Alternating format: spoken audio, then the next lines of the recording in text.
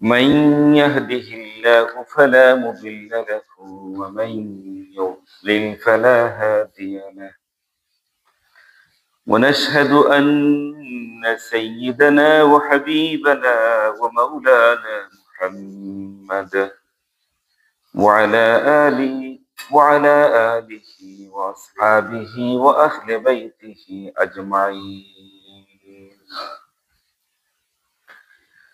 وقال الله سبحانه وتعالى في كلامه المجيد وفرقانه الحميد: فأعوذ بالله من الشيطان الرجيم. بسم الله الرحمن الرحيم. إنما الصدقات للفقراء والمساكين والعاملين عليها والمؤلفة قلوبهم وفي الرقاب والغارمين وفي سبيل الله وابن السبيل. وقال تبارك وتعالى في كلامه المجيد وفرقانه الحميد: فأعوذ بالله من الشيطان الرجيم. بسم الله الرحمن الرحيم. إن الله وملائكته يصلون على النبي يا أيها الذين آمنوا صلوا عليه وسلموا تسليما. اللهم صل على سيدنا مولانا محمد وعلى آل سيدنا مولانا محمد. اللهم صل على سيدنا مولانا محمد وعلى آل سيدنا مولانا محمد. اللهم صل على سيدنا مولانا محمد وعلى آل سيدنا مولانا محمد. أستغفر الله إن الله غفور رحيم. أستغفر الله إن الله غفور رحيم. أستغفر الله الذي لا إله إلا هو الحي القيوم وأتوب إليه. لا حول ولا قوة إلا بالله العلي العظيم. محترم মুসল্লিয়ান কিরাম, আল্লাহ রাব্বুল আলামিনের শাহানশাহী দরবারে অসংখ্য অগণিত শুকরিয়া আদায় করছি যে মাওলা আমাদেরকে রমাদানুল মুবারকের দ্বিতীয় জুমআতে সকলের আগেই তার পবিত্র করে হাজির হওয়ার তৌফিক দান করলেন। সে মহান মুনিবের দরবারে শুকরিয়া আদায় করে আমরা সকলে করি আলহামদুলিল্লাহ। মুহতারাম মুসল্লিয়ানে কিরাম, আজ আমরা ইসলামের তৃতীয় পিলার যাকাত সম্পর্কে আলোচনা শুনবো ইনশাআল্লাহ। আল্লাহ রাব্বুল আলামিন তিনি চাচ্ছেন যে বান্দা তার শারীরিক আর্থিক উভয়ভাবে সে আমাকে সন্তুষ্ট করুক। এজন্য ইবাদতের তিনটা প্রকার আছে। একটা হচ্ছে ইবাদতে বাদানি, শারীরিক ইবাদত, আরেকটা হচ্ছে ইবাদতে মালি, মালি ইবাদত, অর্থাৎ শারীরিক ইবাদত আর আর্থিক ইবাদত। ইবাদতে মালিয়া ও ইবাদতে জিসমানিয়া। আরো কিছু ইবাদত আছে যেটা হচ্ছে শারীরিক এবং আর্থিক, both of them together। যেমন নামাজ। নামাজ এটা শারীরিক ইবাদত। নামাজ আদায় করতে একটা পেনিও খরচ করা লাগে না, লাগে? হ্যাঁ, কোনো পয়সা অর্থ খরচ করা লাগে না। যেমন মনে করেন রোজা, রোজা রাখতে কি কোনো পয়সা খরচ করা লাগে? হ্যাঁ, না। নামাজটা, রোজাটা হচ্ছে আপনার শারীরিক ইবাদত, ইবাদতে বাদানিয়া অথবা ইবাদতে জিসমানিয়া, শারীরিক ইবাদত।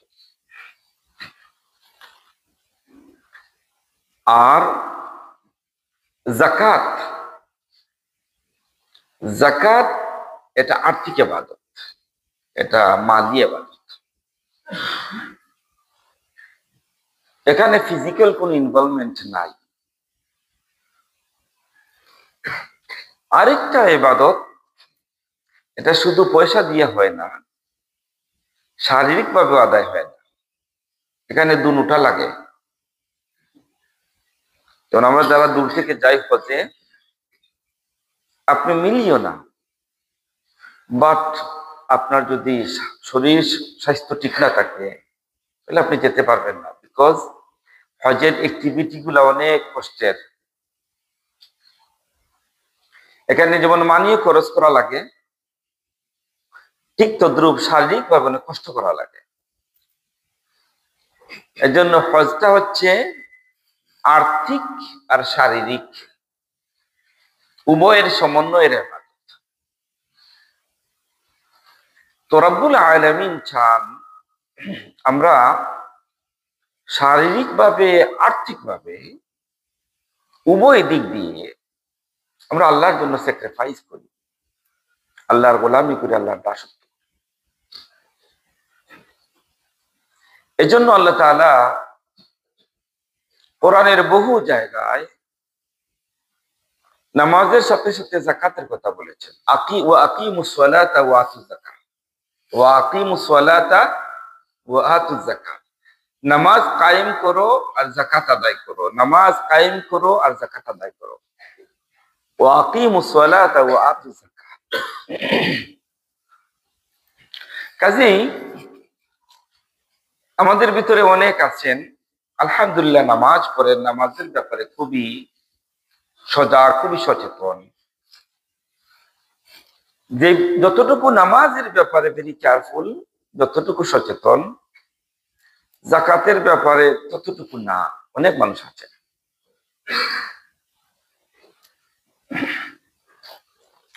বিশেষ করে আমি তো দেখেছি আলহামদুলিল্লাহ ব্রিটেনে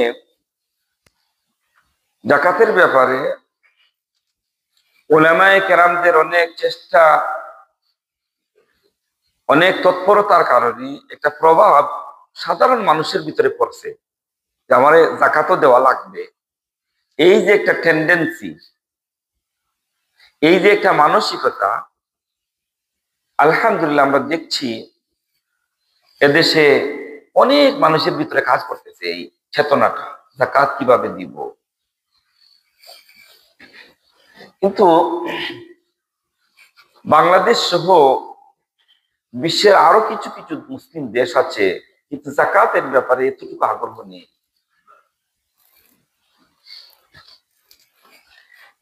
হযরত আবু বকর সিদ্দিক রাদিয়াল্লাহু তাআলা আনহু, তিনি যখন খেলাফতের দায়িত্ব নিলেন, তখন তিনি দেখলেন মুসলমানদের কিছু কিছু মানুষ আছেন যারা যাকাতের ব্যাপারে বড় গাফিল, অমনোযোগী হয়ে গেছে, অমনোযোগী হয়ে গেছে যাকাতের ব্যাপারে। তো আবু বকর রাদিয়াল্লাহু তাআলা আনহু অন্যান্য খলিফাদের চাইতে অনেক সফট ছিলেন, অনেক নরমের মিজাজের ছিলেন আবু বকর। উমরের মতন গরম না, অনেক নরম। আবু বকর রাদিয়াল্লাহু তাআলা আনহু তিনি বললেন, ওয়ালিযালিকা ক্বালা সিদ্দীক রাদিয়াল্লাহু তাআলা আনহু, ওয়াল্লাহি আল্লাহর কসম, লা উকাতিলান্না আমি যুদ্ধ ঘোষণা করব, মান ফাররাকা বাইনা সলাতি ওয়াজ যাকাতি যে নামাজ আর যাকাতের ভিতরে পার্থক্য করবে। নামাজ পড়বে কিন্তু যাকাত দিবে না, নামাজে বেশি গুরুত্ব দিবে যাকাতে কম গুরুত্ব দিবে, নামাজ আর যাকাতের ভিতরে সে পার্থক্য করে ফেলবে। both of them order of Allah, command of Allah, establish the salah and pay the zakah. দুইটার কমান্ড কার কাছ থেকে আসছে? আল্লাহর কাছ থেকে আসছে। গুরুত্বের দিক দিয়া একটার বেশি আর একটার কম, যে এইটা করবে, এই পার্থক্য যারা করবে, লা উকাতিলান্না আমি আবু বকর তাদের বিরুদ্ধে যুদ্ধ ঘোষণা করব। এই দুইটার লেভেল, এই দুইটার status same in the sight of Allah. আল্লাহর কাছে নামাজ আর যাকাতের স্ট্যাটাসটা সমান, নো পার্থক্য, নো ডিফারেন্সেস।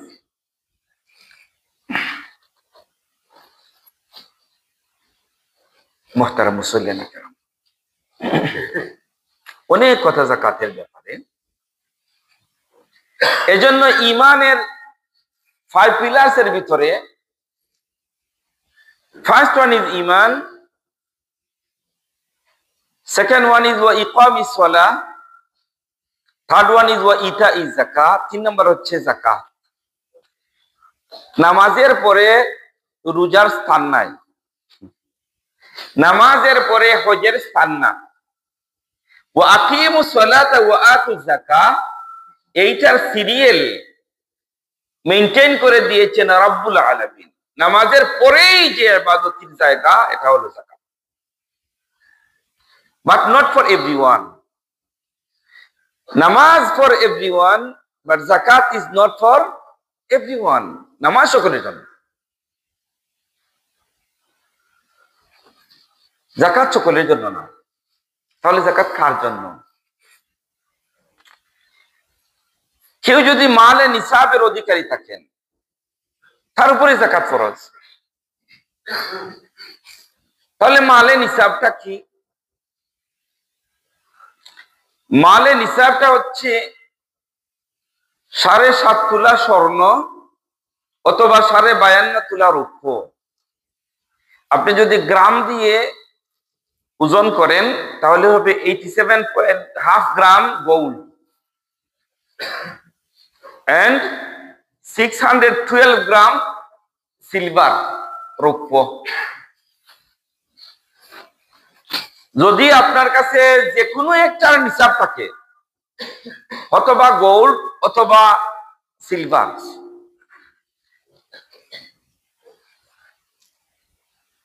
অথবা ক্যাশ মানি,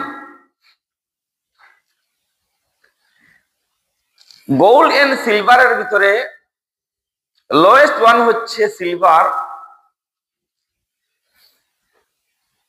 এইটার ইকুয়াল মানি হয় 52.5 তোলার ইকুয়াল মানি বর্তমান বাজার দরে হয় 355 পাউন্ড। তো কারো কাছে যদি 355 পাউন্ড থাকে, আপনার খরচ টরচ বাদে করে আছে, ব্যাংকে আছে অনলি 355 পাউন্ড, এই মানিটা হচ্ছে ইকুয়াল 52.5 তোলা রৌপ্যের সমান।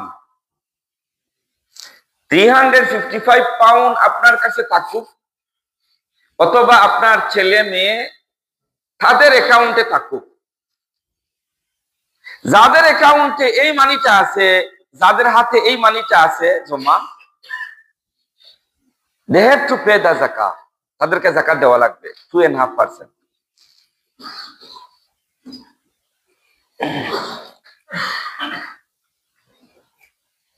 উলামায়ে কেরাম বলেন যে জাকাতটা ডিফারেন্ট নিসাবের উপরে এটা ফরজ হয়। কারো যদি 7.5 তোলা স্বর্ণ থাকে তাহলে তাকে জাকাত দেওয়া লাগবে, বাট 7.5 তোলার চাইতে যদি কম থাকে, 7.5 ভরির চাইতে যদি কম থাকে তাহলে তার উপরে জাকাত ফরজ হবে না।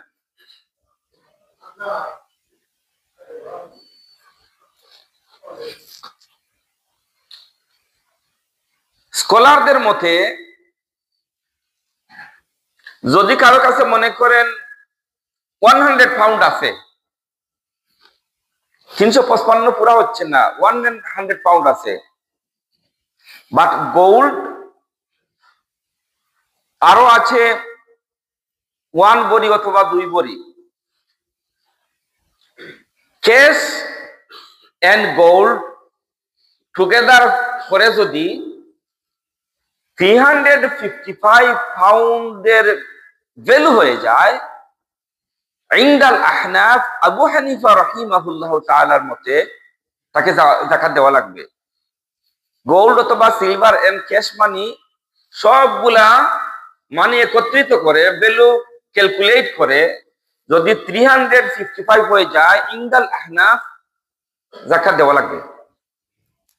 আবার শাফিঈ, হাম্বলি উনাদের মতে যদি মানি 355 না হয় তাহলে এইটার সাথে গোল্ড এন্ড সিলভার কে একত্রিত করে যাকাত দেওয়া লাগবে না। সিলভারের যাকাতটা সিলভারের ইকুইভ্যালেন্ট মানির উপরে আসবে যদি ক্রাইটেরিয়া মেইনটেইন করে, এবং স্বর্ণের যাকাতটা জাস্ট দিতে হবে যদি স্বর্ণের ক্রাইটেরিয়াটা অ্যামাউন্টটা মেইনটেইন করে। both of them together করা লাগবে না।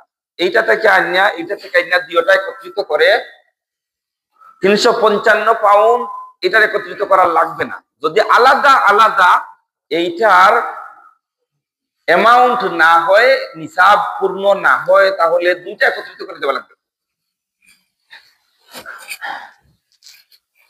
আরেকটা গুরুত্বপূর্ণ মাসালা, যেমন আপনার মেয়ে আছেন 2 জন, মেয়ে আছেন 3 জন, অথবা মেয়ের গোল্ড এন্ড ওয়াইফের গোল্ড দুইটা একত্রিত করে 7.5 ভরি লাগবে না। যাকাতটা ইন্ডিভিজুয়ালি ফরজ হয়। আমার মেয়ের আছে 2 ভরি অথবা 3 ভরি, অথবা আমার ওয়াইফের আছে 6 ভরি। এখন মেয়ে আর ওয়াইফ অথবা 2-3 মেয়ের সবগুলো একত্রিত করে 7.5 তোলা কাউন্ট করতে হবে না। মেয়ের যদি 7.5 তোলা না হয়, 7.5 ভরি না হয়, তাহলে মেয়ের উপরে যাকাত ফরজ হবে না। ওয়াইফের যদি গোল্ডের দিক দিয়ে 7.5 ভরি না হয়, তাহলে ওয়াইফের উপরে ও যাকাত খরচ হবে না। এটা ইন্ডিভিজুয়ালি হবে। সব আর স্বর্ণ একসাথে আনো আর এটাকে ওজন দিয়া দেখি 7.5 ভরি হইল কিনা, না, শরীয়তে এটা বলে না।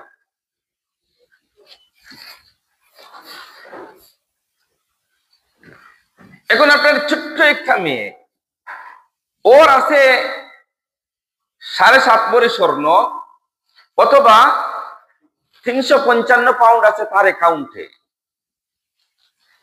ইনদাল আহনাফ ইমাম আবু হানিফা রাহিমাহুল্লাহ তাআলার মতে যে তাদের উপরে যাকাত দেওয়া লাগবে না, বিকজ তারা নাবালিগ। ইমাম শাফিঈ, ইমাম আহমদ ইবনে হাম্বল সহ অনেক উলামায়ে কেরামদের মতে যে যাকাতটা তো কোনো ব্যক্তির উপরে ফরজ হয় না, এইটা ফরজ হয় মালের উপরে। এখন বাচ্চাটা বালিগ হোক আর না হোক, যেহেতু সে মালে নিসাবের অধিকারী, শরীয়ত যে পরিমাণে মাল থাকলে যাকাত দেওয়ার কথা ওই পরিমাণে মাল তার আছে। এখন বালিগ হোক আর না বালিগ হোক, does not matter, have to pay the zakat, যাকাত দেওয়া লাগবে। এটা হচ্ছে মশহুর মত। বাচ্চার চাইল্ড বেনিফিট আছে, সেম ক্যাটাগরি। যেহেতু মা বাবার এই বেনিফিটের উপরে অধিকার আছে, ওনারা খরচ করতে পারেন, জমা রাখতে পারবেন, রাইট এইটা মা বাবার কাছে। কাজেই এই ফান্ডটাইকেও যাকাত দেওয়া লাগবে।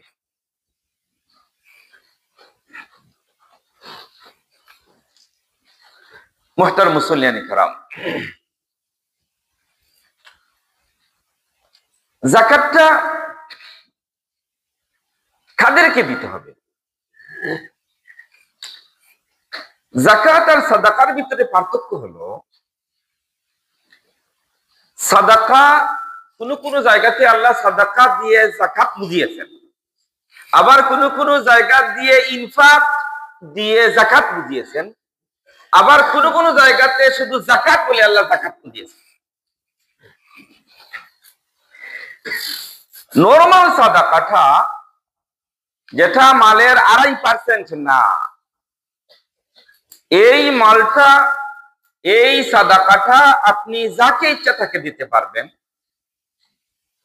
যেখানে ইচ্ছা সেখানে দিতে পারবেন, মসজিদ হোক, মাদ্রাসা হোক, গরিব হোক, সাদাকাটা আপনি যাকে ইচ্ছা যত ইচ্ছা দিতে পারবেন, সাদাকা। বাট যাকাতের পার্থক্যটা হলো, যা ইচ্ছা তা দিতে পারবেন না। যে মুখ করে কিছু দিয়া দিই, যাকাত হইবে না। যাকে ইচ্ছা তাকে দিয়া দিই, যাকাত হইবে না। কত দিতে হবে, কাকে দিতে হবে, এভরিথিং ডিসাইডেড বাই আল্লাহ। কত দিতে হবে, কাকে দিতে হবে, এটা আল্লাহ তাআলা দ্বারা এটা নির্ধারিত। إنما الصدقات للفقراء والمساكين والعاملين عليها والمؤلفة قلوبهم وفي الرقاب والغارمين وفي سبيل الله وابن السبيل। নাম্বার 1 হচ্ছে সাদাকাত। যাকাতের হকদার নাম্বার 1 ফকির। ফকির যে হাত পাতে, ইজিলি আন্ডারস্ট্যান্ড করা যায় he is needy, say Fakir. Number 2 ওয়াল মাসাকিন, যে মিসকিন। ফকির আর মিসকিনের ভিতরে পার্থক্যটা কি? ফকির আর মিসকিনের ভিতরে পার্থক্য হলো, ফকিরে মানুষের কাছে হাত পাতে, ফকির মানুষের কাছে সাহায্য চায়, বোঝা যায় এ ফকির মানুষ। বাট মিসকিন, এটা hard to understand, he is needy. বোঝা যায় না, খাপে সুপে চলায় ফেরায় আচার আচরণে বোঝা যায় না সে নিডি, তার দরকার আছে, কিন্তু ভিতরে ভিতরে অভাবে মরতেছে। উনি হলেন মিসকিন। এ সময় ধনী আসলেন, আল্লাহ এখন গরিব বানাই ফেলছেন। কারো কাছে হাতও পাততে পারেন না লজ্জায়, আবার চলাফেরাও বড় কষ্টকর। উনি হলেন মিসকিন।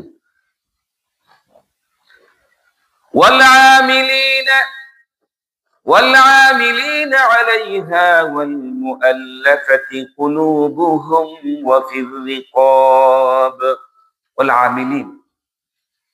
আর যারা যাকাত ডিপার্টমেন্টে জব করেন, যে ওনারা যাকাতের মানি তুলেন মানুষের কাছ থেকে, আবার যাকাতের মানিটা বিভিন্ন জায়গায় ডিস্ট্রিবিউট করে, ওদের জবই ওইটা।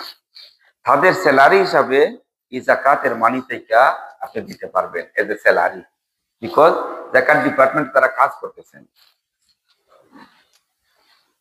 ওয়াল মুআল্লাফাতি কুলুবুহুম, আর এমন নন মুসলিম যারে দিলে হে আন্ডারস্ট্যান্ড করবে Islam is a nice religion, good religion, wonderful their activities.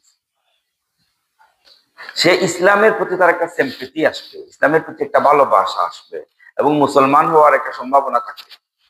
ওই সমস্ত নন মুসলিমদেরকে আপনি যাকাতের মানি দিতে পারবেন। ওয়াফির রিকাব, আর দাস মুক্তির জন্য, এই প্রচলন এখন নাই, আর দাস দাসীর কথা নাই, তখন যখন ছিল তখন হুকুম ছিল যে দাস দাসীরে ছুটানোর জন্য, মুক্তির জন্য এই যাকাতের মানি দেওয়া যাইবে। ওয়াল গারিমিনা, এরপরে হচ্ছে যারা ঋণগ্রস্ত, ঋণী হইয়া গেছেন, আপনি তাদেরকে যাকাতের মানি দিতে পারবেন।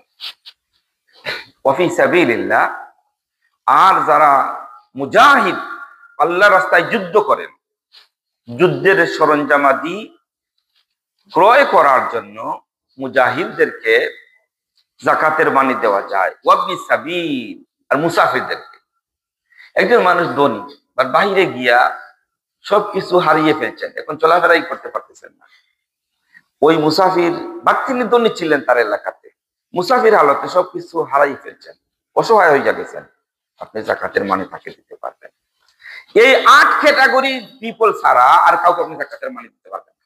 যে মসজিদে দেয়া দেয়, মাদ্রাসায় দেয়া দেয়, বাট মাদ্রাসায় যদি কোনো পুরাবা ফান্ড থাকে, দরিদ্র ছাত্রদের যদি কোনো তহবিল থাকে, তাদের খাবার দাবার, তাদের বরণ পোষণের জন্য মাদ্রাসার গরিব তহবিল আপনি দিতে পারবেন, বাট মাদ্রাসার কোনো বিল্ডিং নির্মাণের জন্য আপনি দিতে পারবেন না। যাকাতের ক্রাইটেরিয়া হলো আপনি কাউকে মালিক বানিয়ে দিতেন। এখানে 20টা বাচ্চা আছে, লেখাপড়া করতেছে, তাদের খানির দরকার, আমি যাকাতের টাকা দিতে পারবো। এই 20 জন বাচ্চা, 30 জন বাচ্চা এই যাকাতের প্রত্যক্ষভাবে বা পরোক্ষভাবে তারা মালিক হইল, এটা দিতে পারবে। মুহতারাম মুসল্লিয়ানে কেরাম, অনেক মাসআলা। এখন যাকাতে আপনার কিছু মানি আছে, কারো কাছে আপনি ঋণ দিচ্ছেন, অথবা কর্জে হাসানা মসজিদে দিচ্ছেন, এখন কি করবেন? যদি ঋণ এমন মানুষের কাছে দেন যে এইটা পাওয়া,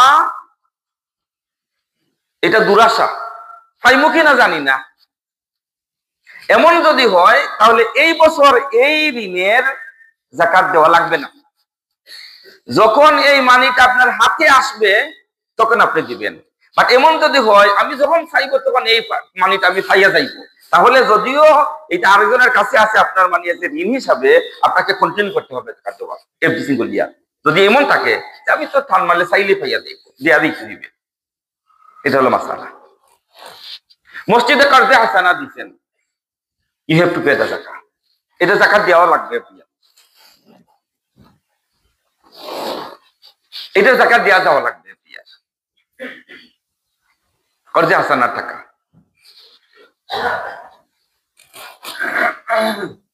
মুহতারাম মুসল্লিয়ানে কেরাম, যাকাত আসে ব্যবসার পণ্যের উপরে। আপনার গ্রোসারি শপ আছে বা বিভিন্ন শপ আছে, আপনার শপের ভিতরে মাল আছে, আপনাকে ক্যালকুলেট করতে হবে কত পাউন্ডের মাল আপনার শপের ভিতরে আছে। 10,000 পাউন্ডের, 12,000, 15, 20,000 পাউন্ডের, বাট নট মেটেরিয়াল। ফ্রিজ আছে, সেলফ আছে, টেবিল আছে, হ্যাঁ, এগুলার নাই, কুকার আছে, এগুলার যাকাত দেওয়া লাগবে না।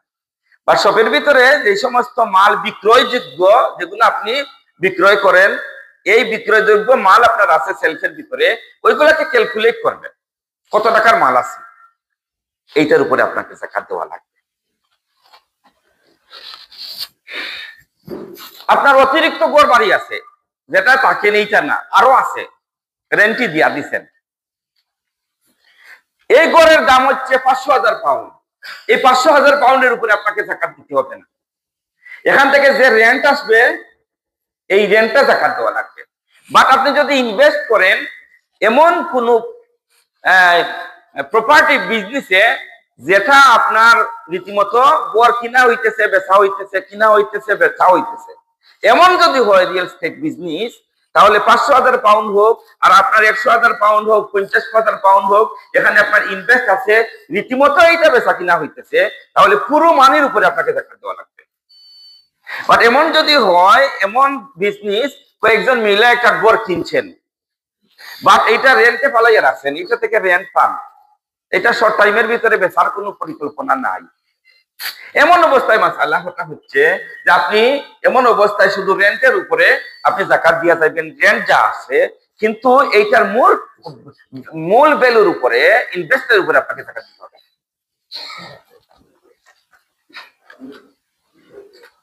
মুহতারাম মুসল্লিয়ানে কেরাম, আগে তো বলছিলাম যাকাত আপনি কাকে দিতে পারবেন, বাট স্ট্রিক্টলি কাকে দিতে পারবেন না। এই ব্যাপারে ফতোয়া হলো আপনার উপরের দিক দিয়া, আপনার বাবাকে আপনি যাকাত দিতে পারবেন না, আপনার দাদাকে আপনি যাকাত দিতে পারবেন না, আর নিচ দিক দিয়া আপনার ছেলেকে আপনি যাকাত দিতে পারবেন না, আপনার মেয়েকে আপনি যাকাত দিতে পারবেন না, আপনার নাতিনশাকে আপনি যাকাত দিতে পারবেন না। উপরের দিকে যাওয়া যাবে না, আর নিচের দিকে যাওয়া যাবে না, বা ডাইনে যাওয়া যাবে, বাবুয়ে যাওয়া যাবে, ভাইকে পারবেন, বোনকে পারবেন, চাচাকে পারবেন, চাচিকে পারবেন, আপনার এই ফুফা ফুফি খালা খালিকে আপনি যাকাত দিতে পারবেন। এখন কথা হলো আমার আপন ভাই, যাকাত তো এটা ডেঞ্জারাস ব্যাপার, আপন ভাইকে আপন বোনকে দিতে পারবো কিনা? সুবহানাল্লাহ। যদি তারা মালে নিসাবের অধিকারী না থাকেন, তাহলে তাদেরকে যাকাত দেওয়া সিঙ্গল সওয়াব নয়, তাদেরকে যাকাত দেওয়া একটা ডাবল সওয়াব। সুবহানাল্লাহ বলেন। একটা হচ্ছে যাকাতের সওয়াব, দুই নাম্বারটা হচ্ছে তাদের সাথে যে আপনি একটা স্ট্রং রিলেশনশিপ বিল্ড আপ হচ্ছে এই যাকাতের মানি দ্বারা, এই কারণে আরেকটা সওয়াব। আরেকটা কথা হলো, আমি যখন যাকাতের মানিটা দিব তাদেরকে বলার দরকার নেই যাকাতের টাকা, এটা উল্লেখ করার দরকার আছে না। ফুকাহে কেরাম বলেন, আপনি যদি আন্ডারস্ট্যান্ড করেন হি ইজ রিয়েলি নিডি, তার যাকাতের প্রয়োজন, তাহলে without mentioning this is a যাকা মানি, যাকাতের টাকা এটা উল্লেখ না করে মুট করে তারা দিয়া দিবে, উল্লেখ করার কোনো দরকার নাই। মনে কষ্ট পাইবে তো, আপনি বেটাগিরি দেখাইছেন আমার যাকাতের মানি, আর তার কলিজাটা ফেটে যাচ্ছে, আরে আল্লাহ আমারে যাকাত খানেওয়ালা বানাইছে আর তারে যাকাত দেনেওয়ালা বানাইছে, মনের ভিতরে কষ্ট আইসা যাইবে। এই কষ্ট দিয়ে আপনার কোনো লাভ নাই, হৃদয়টাকে ফাটাইয়া দিবেন না। আরেকটা বদভ্যাস আমাদের সমাজের ভিতরে আছে, বলবো নি, দিবে 100 টাকা যাকাতের আর 3 বার ফটো তুলবে, ব্যাগ দিবে একটা মানুষ, তারপরে 10 জন সকলকে ইয়া ছবি তুলে, আর এইটা সোশ্যাল মিডিয়া শোনাইয়া দেয়। একজন মানুষ গরিব, তোমার যাকাতের মানিটা নিতেছে, এই জন্য তুমি ডং ডাং করলা, এত ইজিলি মনে করলা যাকাতের মানিটা আল্লাহ কবুল করবেন? অত্যন্ত হিসেব নিকেশ করে সতর্কতার সাথে যাকাতের মানিটা দিতে হবে। আল্লাহ যেন এক কথা খুলে বুঝার তৌফিক আমাদের। মুহতারাম মুসল্লিয়ানে কেরাম, জি, যাকাতের ব্যাপারে আরেক অনেক আলোচনা ছিল। মুহতারাম মুসল্লিয়ানে কেরাম, সময় স্বল্প, যদি যাকাত সংক্রান্ত বিষয়ে পার্সোনালি আপনাদের কারো কিছু জিজ্ঞেস করার প্রয়োজন হয়, নামাজের পরে আমি এখানে থাকবো ইনশাল্লাহ, এখন প্রশ্ন নিতে পারবো না, 1 to 1 ইনশাল্লাহ আমার সাথে যোগাযোগ করবেন। অনেক আলোচনা নিয়ে আসলাম যাকাতের উপরে। শেষ কথা হলো, যাকাত যদি না দেন তাহলে কি অসুবিধা? সুবহানাল্লাহ। আল্লাহ রাব্বুল আলামিন কুরআনুল কারীমের ভিতরে বলেছেন, রাসূল বলেছেন, মুদ্রা কথা, যাকাত না দিলে এই সম্পদটাকে আগুন দিয়ে পুড়িয়ে শরীরের পাজরে, ললাটে, সব জায়গাতে আল্লাহ তাআলা দাগ দিবে। জানেন হাদিস, এই মালটা সাফ হবে, সাফ হবে, আপনার সারা শরীর পেছাবে, আপনার ললাটের ভিতরে বারবার দংশন করতে থাকবে আর বলতে থাকবে যে এই সম্পদটাকে অত্যন্ত আদর যত্ন করে লুকাফার করেছিলে, যাকাত দেও নাই, আমি তোমার সেই সঞ্চিত সম্পদ বারবার দংশন। আল্লাহ রাব্বুল আলামিন যেন যথাযথভাবে আমাদেরকে যাকাত দেওয়ার তৌফিক দান করেন। মুহতারাম মুসল্লিয়ানে কেরাম, যাকাতুল ফিতর, যাদের উপরে যাকাত ফরজ তাদের উপরে ফিতরা ওয়াজিব। ফিতরা হচ্ছে এবারে per person 7 pound, standard amount is 7। তো আল্লাহ রাব্বুল আলামিন যেন আমাদেরকে যাকাত, ফিতরা এগুলা যথাযথভাবে যথাসময়ে আদায়